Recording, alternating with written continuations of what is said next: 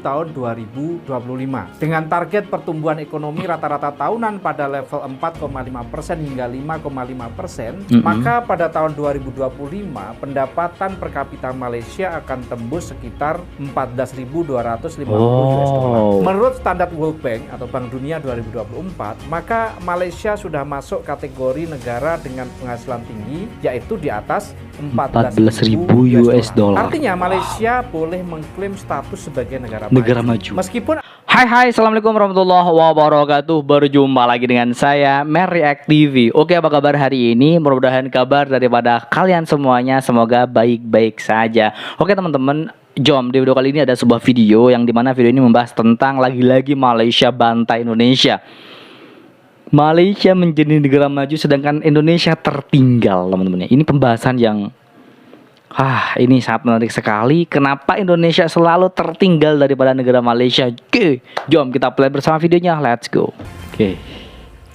Oke teman-teman, ini akan menjadi sebuah topik di mana akan terjadi komentar yang panas nanti di bawah ini ya. Tapi gak apa-apa. Saya ingin mengupas tentang fakta-fakta apa yang terjadi di negara Malaysia sedangkan Indonesia masih tertinggal.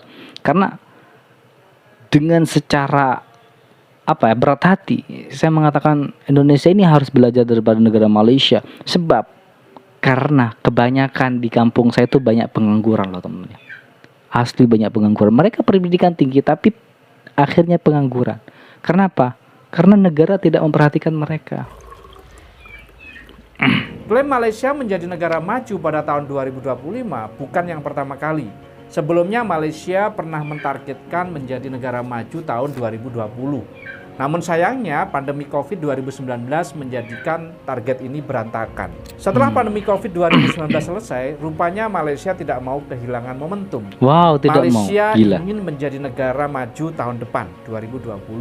Di antara 10 negara maju di Asia, menurut Index of Economic Freedom 2024, Singapura memiliki GDP per kapita paling tinggi yaitu sekitar 91.000 US dollar. Dan paling rendah adalah Bahrain dengan pendapatan per kapita sekitar 29.100 US dollar. Sementara pendapatan per kapita Malaysia kira-kira hanya 50% di bawah Bahrain. Tetapi tetap saja bahwa Malaysia jauh di atas Indonesia. Sementara negara-negara lain seperti Qatar itu pendapatan per kapitanya sampai 82.877, kemudian Israel sekitar 55.536, Uni Emirat Arab 49.451, Saudi Arabia sekitar 29.922 pada tahun 2024. Menjadi negara maju tidak semudah yang dibayangkan. Klaim negara Malaysia sebagai negara maju dilihat dari indikator PDB atau GDP per kapita di atas 14.000 US dollar.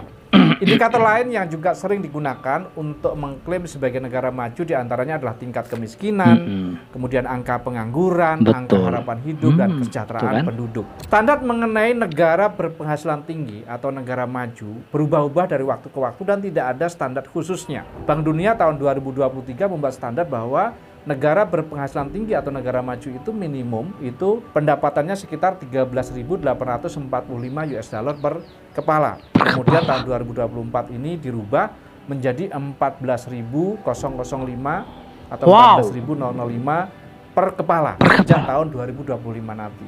Dengan demikian, pada tahun 2024 pendapatan per kapita Malaysia menurut Bank Dunia diperkirakan sekitar 11.650 sampai sekitar 19.691.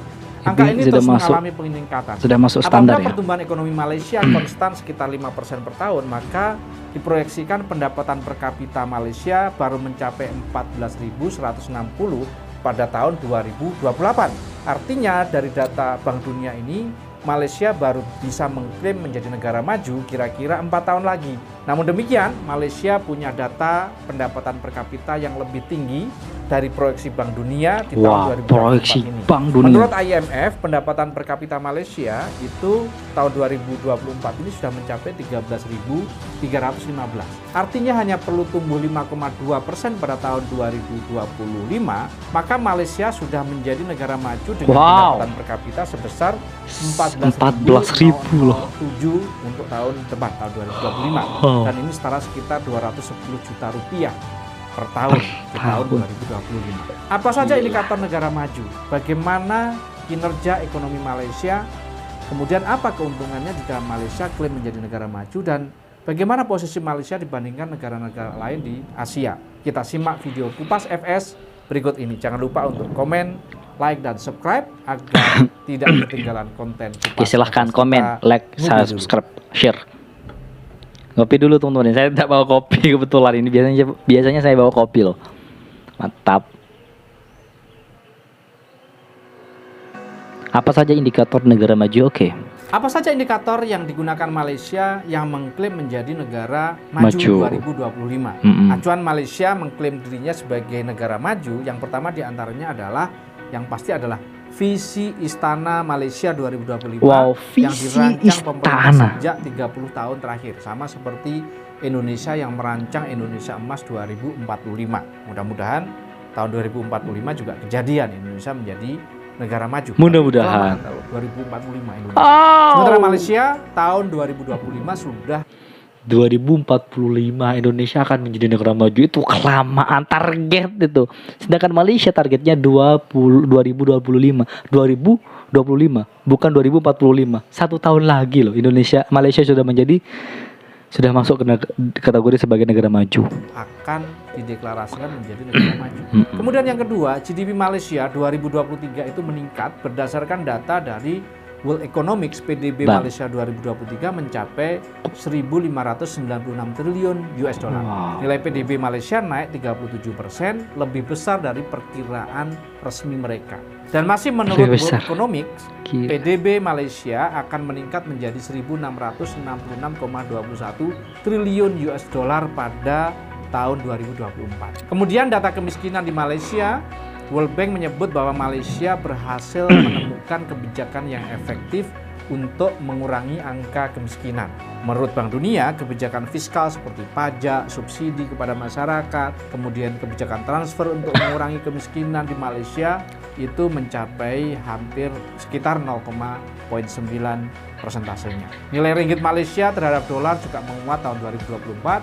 Per tahun 2024 ini 1 ringgit Malaysia sama dengan 0,2086 US dollar atau 1 dolar Amerika Serikat sama dengan 4,33 ringgit. Menurut Country Cassette, ringgit Malaysia berhasil menempati peringkat ke-44 sebagai negara dengan mata uang terkuat di dunia. Kemudian jumlah pengangguran Malaysia juga menurun. Masih berdasarkan data Bank Dunia, jumlah pengangguran Malaysia memang relatif turun dibandingkan beberapa tahun terakhir. Data terakhir yang dihimpun oleh Bank Dunia 2023 menunjukkan bahwa tingkat pengangguran nasional Malaysia turun sekitar menjadi 3,5%. Ini angka yang cukup rendah. Ya, biasanya pengangguran sekitar 5-6%, bahkan ada yang lebih sampai 10%. Ini yang dipermasalahkan oleh saya teman-teman ya. Kenapa saya selalu mengklaim bahwa Malaysia negara maju? Karena di daerah saya, anak bangsa, anak muda yang pendidikannya tinggi, di daerah saya banyak pengangguran teman. Bahkan mereka sudah mengelamar ke badan usaha milik negara, perusahaan terbesar di Indonesia, yang dimana perusahaan itu adalah milik negara, ditolak. Akhirnya menjadi pengangguran, petani, yang dimana orang tuanya susah-susahnya membiayai anaknya sekolah tinggi. Dan ketika melamar pekerjaan di badan usaha milik negara, yang dimana di perusahaan tersebut kebanyakan orang asing yang diterima, tapi kenyataannya orang pribumi ditolak. Ini yang saya permasalahkan teman-teman. Bagaimana kinerja ekonomi Malaysia? Produk domestik bruto atau GDP Malaysia berdasarkan harga yang berlaku di Malaysia diperkirakan akan terus meningkat antara tahun 2024 hingga tahun 2029 dengan total sekitar 157,6 miliar dolar Amerika Serikat atau bertambah sekitar 35,37%. Setelah peningkatan selama 9 tahun berturut-turut, PDB Malaysia diperkirakan mencapai 603,08 miliar dolar Amerika Serikat. Dan karenanya merupakan puncak baru PDB Malaysia tahun 2029. Indikator ini menggambarkan bahwa produk domestik bruto atau GDP Malaysia berdasarkan harga yang berlaku sesuai dengan definisi IMF, artinya nilai tersebut didasarkan pada PDB dalam mata uang nasional ringgit Malaysia yang dikonversikan ke dalam dolar dengan menggunakan nilai tukar rata-rata tahunan. Apa keuntungan menjadi negara maju bagi Malaysia? Kemudian apa Oke. sih sebenarnya keuntungan Malaysia mendeklarasikan menjadi negara Negara maju. Sebenarnya tidak ada manfaat secara khusus. Justru ini menjadi beban yang harus dipikul oleh pemerintah Malaysia untuk menjaga bahwa Malaysia tetap masuk kategori negara maju. Sama seperti peringkat bola FIFA saja misalnya. Bahwasannya mempertahankan itu jauh lebih sulit ketimbang mengejar ranking FIFA yang tinggi. Jadi apa keuntungannya menjadi negara maju bagi Malaysia atau bagi Indonesia yang nanti kalau bisa menjadi negara maju? Yang pertama adalah ekonomi yang stabil dan kuat. Negara maju biasanya ditandai dengan PDB yang tinggi, GDP yang tinggi, dan pertumbuhan ekonomi yang konsisten. Ini akan menciptakan lingkungan yang lebih baik untuk bisnis dan investasi. Betul. Dan negara akan berusaha semaksimal mungkin untuk menjaga stabilitas ekonomi untuk mempertahankan status menjadi negara maju. Yang kedua adalah infrastruktur yang berkualitas tinggi. Infrastruktur di negara maju seringkali jauh lebih baik ya, berkembang, termasuk transportasi, komunikasi, kemudian layanan publik, semua untuk mendukung peningkatan kualitas hidup yang tinggi dan efisiensi ekonomi. Apa gunanya kita menjadi negara ekonomi kalau transportasinya semrawut, kualitas hidupnya tidak bagus, layanan publiknya buruk, ya buat apa? Kemudian yang ketiga adalah akses ke pendidikan dan kesehatan yang berkualitas. Ciri dari negara maju biasanya memiliki sistem pendidikan dan kesehatan yang jauh lebih baik dibandingkan dengan negara berkembang yang tidak hanya meningkatkan kualitas hidup saja tetapi juga meningkatkan kapasitas sumber daya manusia. Kemudian di bidang teknologi dan inovasi, negara maju cenderung mau berinvestasi banyak untuk teknologi dan inovasi supaya penelitian dan pengembangan yang dia lakukan itu mendorong kemajuan negara tersebut di berbagai sektor. Kemudian pasar tenaga kerja yang matang dan terdiversifikasi. Negara maju biasanya berusaha menciptakan pasar kerja yang baik, yang lebih matang dengan tingkat persaingan yang sangat baik. Bahkan beberapa negara maju itu mengundang siapapun di seluruh dunia itu untuk datang ke negaranya untuk menciptakan ekosistem persaingan kualitas SDM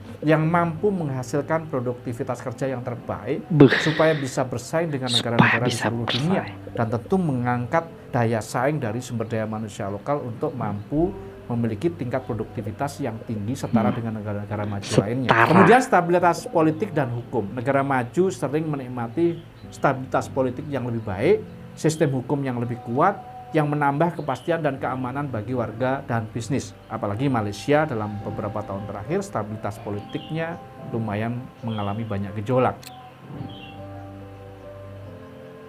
Kemudian bagaimana posisi Malaysia dibandingkan dengan negara-negara tetangganya di Asia lainnya? Di antara negara-negara maju Asia, apabila Malaysia mendeklarasikan sebagai negara maju, maka posisi Malaysia adalah yang terbawah di antara negara-negara maju Asia lainnya. Misalnya yang paling tinggi itu adalah negara Qatar, kemudian Singapura nomor 2, kemudian Uni Emirat Arab, kemudian Hong Kong. Hong Kong bukan negara tapi setara dengan negara dengan pendapatan per kapita cukup tinggi. Kemudian Arab Saudi, Brunei, sampai yang terbawah adalah Makau. Dan Makau itu sekitar 32.482 US dollar GDP per kapitanya, sementara Malaysia itu nanti ditargetkan sekitar 14.000. Ya, kira-kira sekitar 50%-nya Makau. Sementara di antara negara-negara ASEAN, Singapura jauh di depan Malaysia dengan GDP per kapita sekitar 80.000 pada tahun 2024. Bahkan ada yang memprediksi bahwa Singapura GDP per kapitanya sudah mencapai 91.000. Ini berkat posisinya sebagai pusat keuangan global yang memiliki infrastruktur yang sangat baik, yang canggih, dan juga investasi teknologi yang sangat tinggi di Singapura. Di antara negara-negara berkembang lainnya di ASEAN seperti Indonesia, Thailand, dan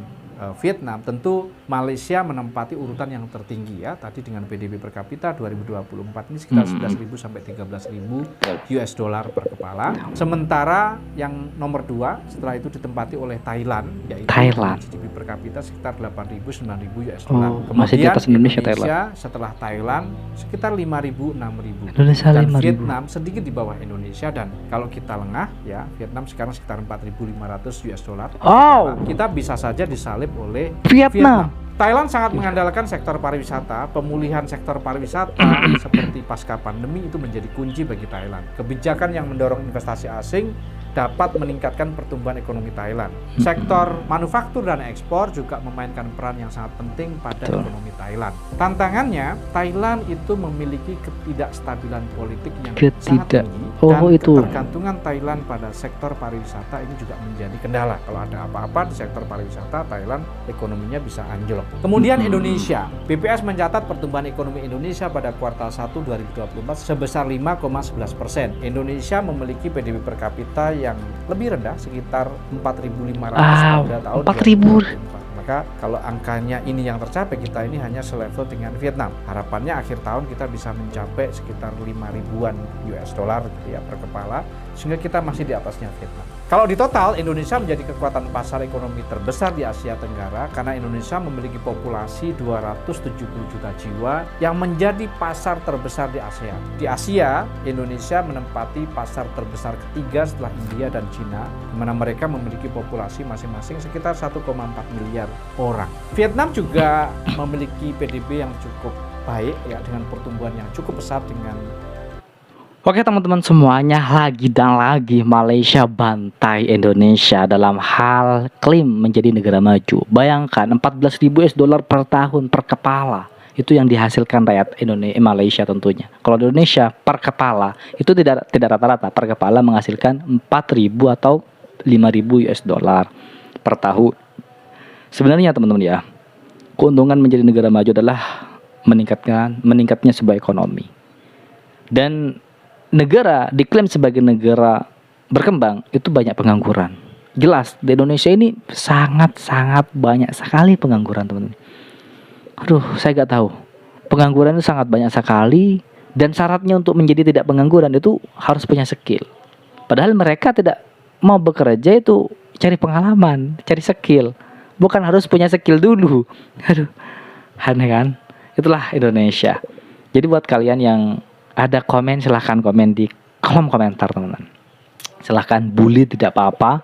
Yang penting inilah sebuah kebenaran.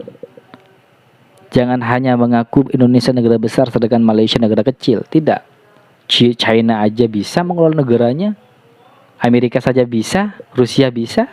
Lah, kenapa dengan Indonesia? Di mana Indonesia memiliki negara kaya. Ada tambang emas, nikel, bara. Lah terus yang Arab Saudi saja memiliki minyak saja kaya, rakyatnya makmur.